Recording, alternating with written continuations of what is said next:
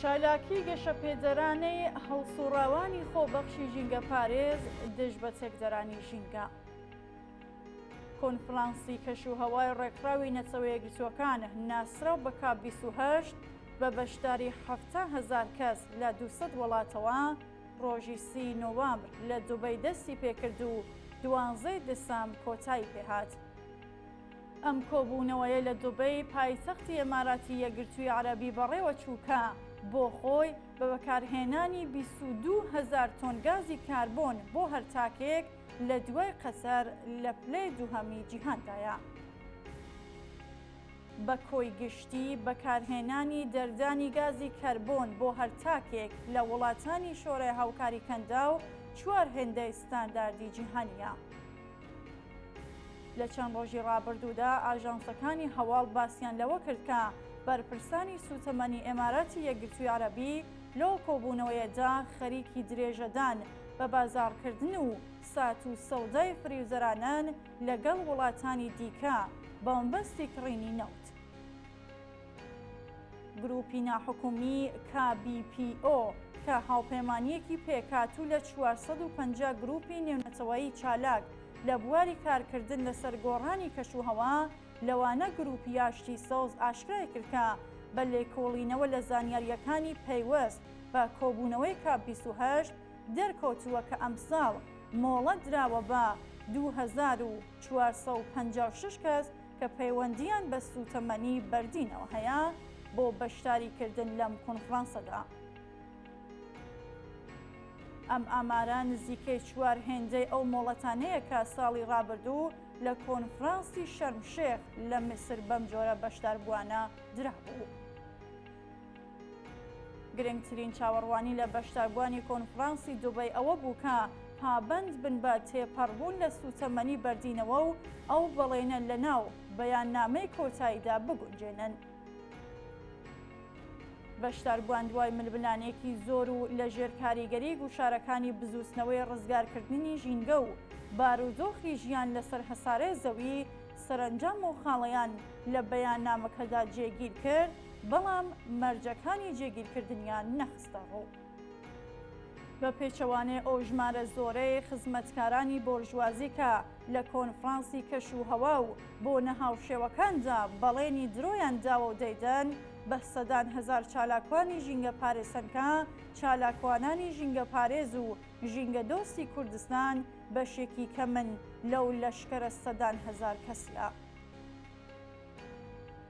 لەو ڕۆژانەدەکە ئامادەکاریەکان بۆ کۆنفرانسی کاپ 28 دوبەی بەڕێوە دەچوو، کۆمەڵێک چالاکی ژینگە پارێز لەم جۆگرافیایەدا بە کەڵگوەرگرتن لەو ئیمکاناتە کەم و سنووردارەی خۆیان سەرقاڵی کۆمەڵێک هەوڵ و کردار بوون کە لە خوارەوە ئاماژە چەندین نمونەیان دەکرێت.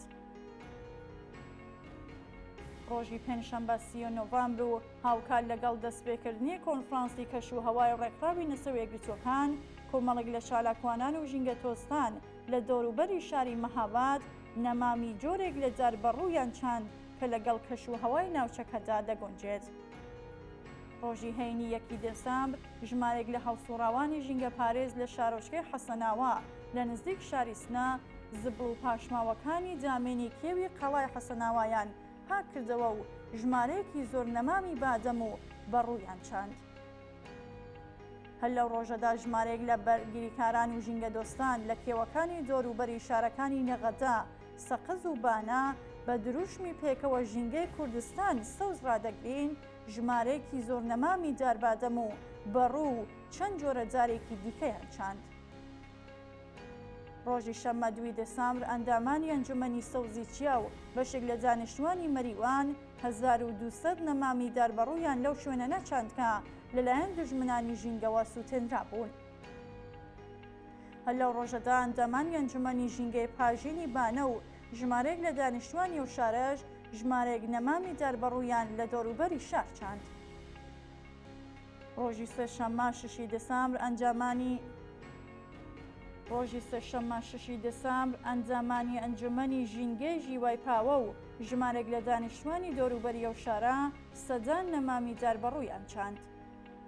هەروەها ڕۆژی 8 دەسامبر ژمارەیەک لە چالاکانی ژینگە پارێزی شاری سنا لە جامێنی کێوی ئاویار نەمامی بادەم و چەند جۆرە جارێکی دیکەی گونجاو لەگەڵ کەشوهەوای ناوچەکەیان چاند.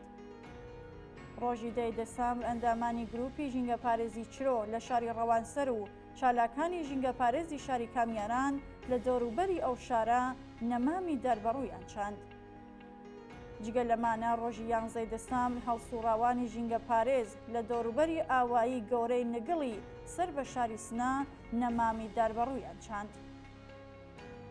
هەموو ئەو چالاکیانەی کە ئاماژەیان پێکرا لە چوارچێوەی هەڵمەتی پاراستنی زاگرۆس کە تا دێت فراوانتر دەبێت بە بەشداری بەرچاوی ژنان بەڕێوەچوون. هاوکات هەڵسوڕاوانی ئەو کەمپەینە داوایان لە خەڵکی شارەکان و دەوروبەر کردووەکە لەو چالاکیانەدا بەشداری بکەن بۆ ئەوەی ژینگەیەکی خاوێن و گونجاو بۆ نەوەکانی جاهاتوو لە دوای خۆیان جێبهێڵن. ئەوان لە هەمان کاتدا هەوڵیان داوە پێش بە دزینی جار و درەختی بە نرخی دارستانەکانی کوردستان لەلایەن دەست و پەیوەندیەکانی ڕژیم و یان سووتاندنی دارستانەکان لەلایەن سوپای پاسدارانەوە بگرن و لەم بابەتەوە زۆر جاریش سەرکەوتوو بوون. شارەزایان دەڵێن کۆنفرانسی کەشوهەوای نەسەوە یەکگرتووەکان لە ساڵی 1995 زاینیەوە هەموو ساڵێک بە بەشداری دەیان هەزار کەس و لەوانە بەرپرسانی ژمارەیەکی زۆر لە وڵاتەکان بەردەوام بەڕێوە دەچێت.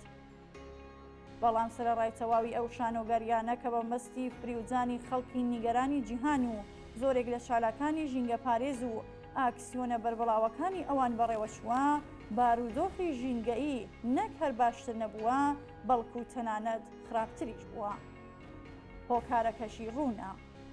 سەرمایە بە بێتێکدانی ژینگە و بەدەستهێنانی قازانج ناتوانێت دەوام بهێنێت یا بە تێپەڕبوون لە سیستەمی سەرمایەداری و لە بارودۆخێکدا کە کرێکاران و کۆمەڵانی خەڵک بەسەر چارەنووسی خۆیاندا زاڵبن شوێنی ژیانی ملیاردها مرۆڤ لە مەترسی لە ناوچوون ڕزگاری دەبێت. هەوڵ و تێکۆشانی چالاکانی خۆبەخش و سربەخۆی ژینگە دۆستان لە سەرانسەری جیهان و ناوچەکە و ئێران بە کوردستانیشەوە بەشێکن لەو کردارانەی کە لە هەلومەرجێکی هاوشێوەدا لە ئاستێکی بەربڵاودا بەڕێوە دەچێت.